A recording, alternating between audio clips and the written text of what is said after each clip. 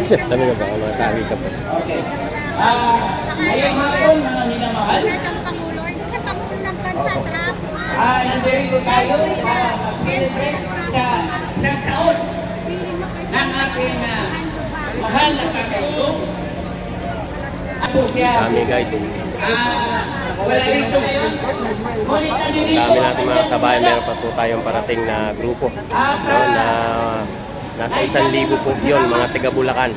So, hintayin lang po natin. Maraming salamat po sa inyong support. Lahat ng mga sumusuporta sa oras na ito.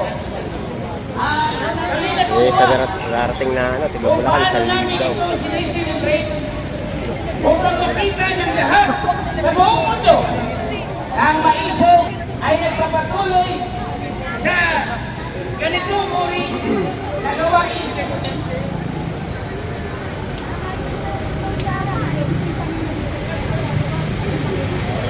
Alam mo, despicable mo. Pero nakabangan tayo.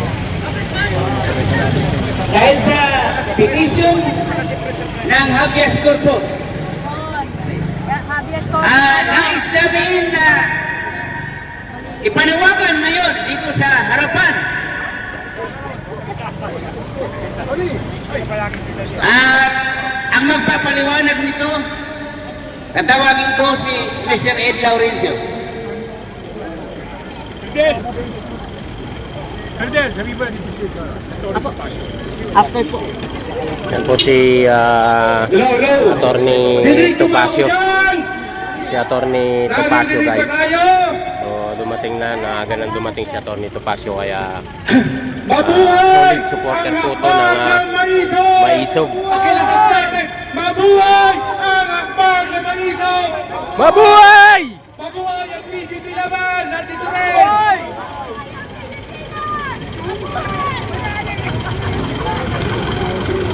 Magandang hapon po sa inyong lahat na nandito ngayon.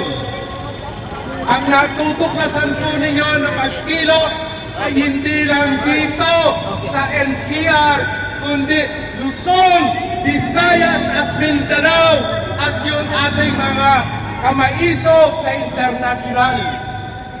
Ano ang layunin namin dito sa harapan ng Supreme Court? Ang aming diin ng pagkilos ngayon dito ay una, aksyonan na ng Supreme Court yung aming petisyon na hinaindyaan ng habeas corpus. Yeah! Ano pa ho ang ginagawa natin? Ang ating dating presidente, 80 na o 81, hanggang ngayon, nagdudusa sa ibang bansa. Bakit hindi dito litisin yung ating dating presidente? Kung meron tayong korte dito sa bansa at kung may kaso yung dating presidente ng Pilipinas, kinakailangan dito usigin. Kung may pagkakamali, dito ikulong, hindi doon sa ibang bansa. Anong alam ng ibang bansa dyan? Lintik na yan. Kinakailangan natin, hindi natin bibitawan. Ito ang ating susi. Susi ng pagkakaisa. Dahil wala nang mapapala ang mamamayang Pilipino. Dito sa administrasyon na bangag, walang inatupag kung hindi magnakaw ng pera ng mamayang Pilipino. Tama! Diyan ba ang gusto natin? Nakakatatlong taon na yung administrasyon. May napala ba tayo? Wala! Di ba kayo ay nabudol?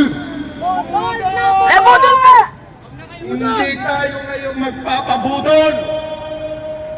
Kung si BP Sara, ang sabi niya, kinakailangan ibalik ang tapang at malasakit. Yan ang gusto natin.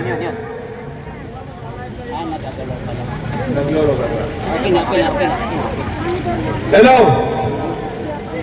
Ang kinakailangan natin ay yung slogan, tapang at palasakit ang gusto natin. Hindi yung puro pagnanakaw. Kaya kita ninyo sa mga barangay natin, buy one, take three, ang lantaran ng shabu sa mga barangay. Yan ba ang gusto natin? Hindi! Dahil sinakripisyo ni Tatay Digong ang laban sa gera sa droga. Tapos yung pa ang pinakulong na ang daming nakinabang. Ang daming nakinabang dyan sa war on drugs ni Tatay Digong. Pero ngayon, sinakripisyo niya ang kanyang buhay alang-alang sa bansang Pilipinas. Kaya hindi tayo makakapayag kahit na malayo si Tatay Digong, nandito ang sabayan ng Pilipino, nagmamatid, nag-oobserba, at hindi natin tatantanan, kinakailangan ang malakihang ganitong pagtitipon. Kaya po, nananawagan kami sa Korte Suprema, lahat ng mga justices natin, baka bigyan nyo ng urgency, yan nakapending dyan sa inyo, ay dapat naman po mabigyan na ninyo ng aming sinisigaw, ang hustisya, katarungan na inihingi ng sambayang Pilipino. Palayain si Tatay Digong! Ayun na!